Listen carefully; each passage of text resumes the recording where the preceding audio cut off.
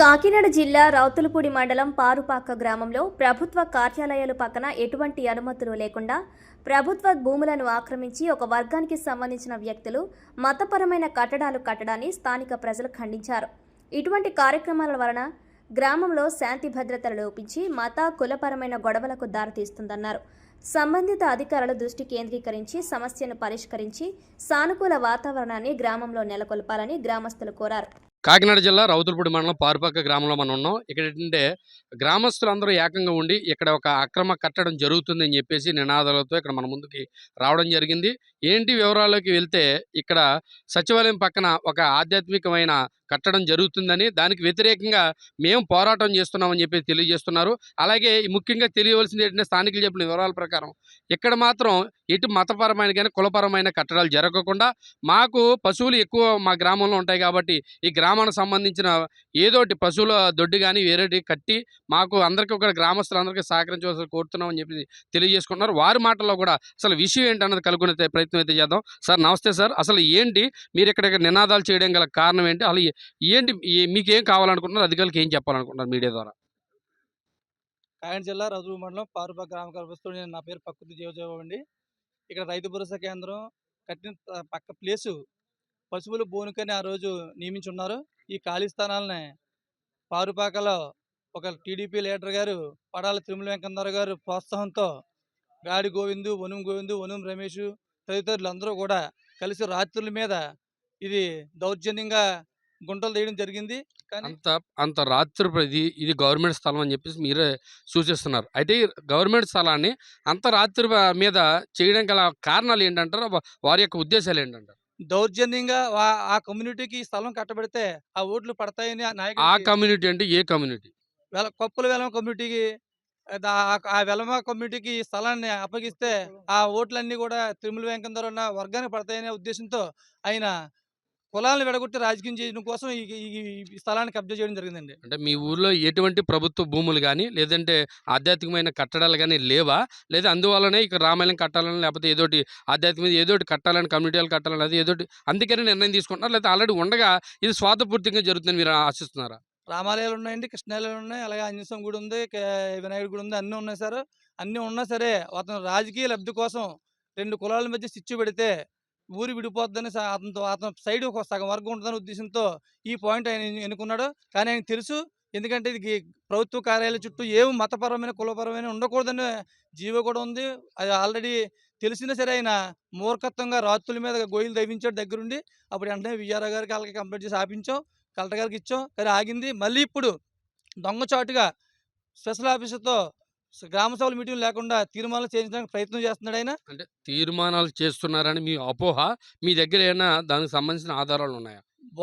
మాకు ఎదుర్కొంటా మాట్లాడిన అధికారులు మాటల వల్లే మాకు తెలుసుకుని సోమవారం ఎంపీడీఓ గారికి, స్పెషల్ ఆఫీసర్ గారికి, పంచాయత్ సెక్రటరీ గారికి లెటర్ కూడా దరఖాస్తులు పెట్టుకుంటే మాకు రాజకీయ ప్రలోభాలు ఉన్నాయండి, అందుకనే తప్ప మేము ఇంకో ఉద్దేశం కాదని చెప్తున్నారు.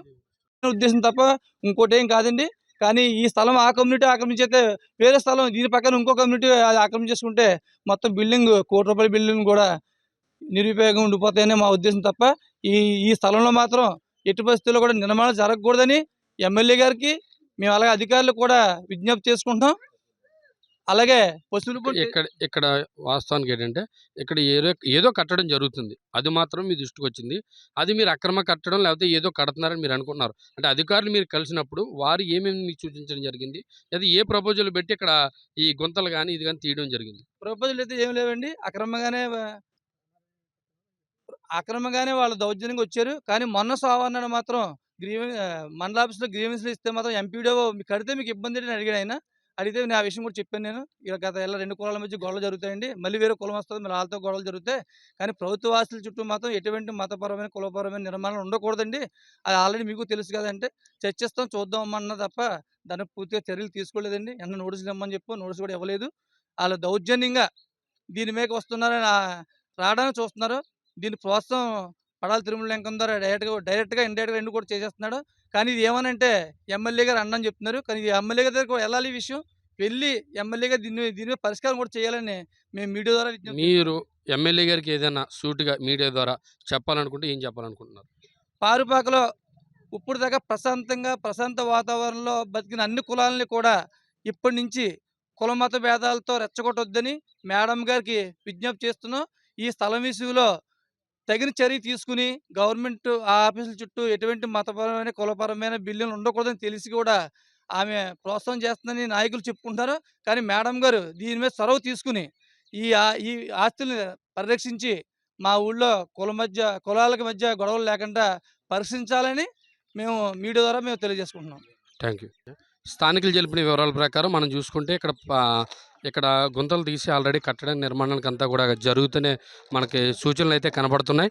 అయితే ఇక్కడ ఇక్కడ ప్రభుత్వానికి సంబంధించిన ఇవన్నీ కూడా ఉండడం జరిగింది. అయితే దీని పక్కన చుట్టుపక్కల కూడా జీవో ప్రకారం కూడా ఎటువంటి ఉండకూడదని చెప్పేసి ఇక్కడ తెలియజేస్తున్నారు. అయితే వీళ్ళు కోరేది ఏంటంటే ఈ యొక్క ప్రభుత్వ భూముల్ని మతపరమైన లేదా కులపరమైన కట్టడాలు జరగడం వల్ల ఇక్కడ చాలామందికి ఇబ్బందికరంగా ఉంటుంది. ఏంటంటే ఒక కమ్యూనిటీ ఒకటి చేద్దాం అనుకుంటే ఇంకో కమ్యూనిటీ ఇంకోటి చేద్దామని చెప్పేసి ముందుకు వస్తారు. కనుకంటే ప్రభుత్వ భూములు ఆక్రమించబడతాయి. ఈ ఆక్రమణకి తుదిలోనే మీరు అందరూ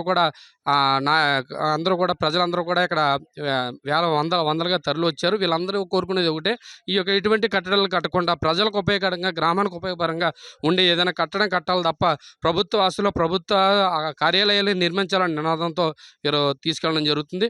చూస్తుండండి వైఎన్సీ న్యూస్, మీ నానుబాబు.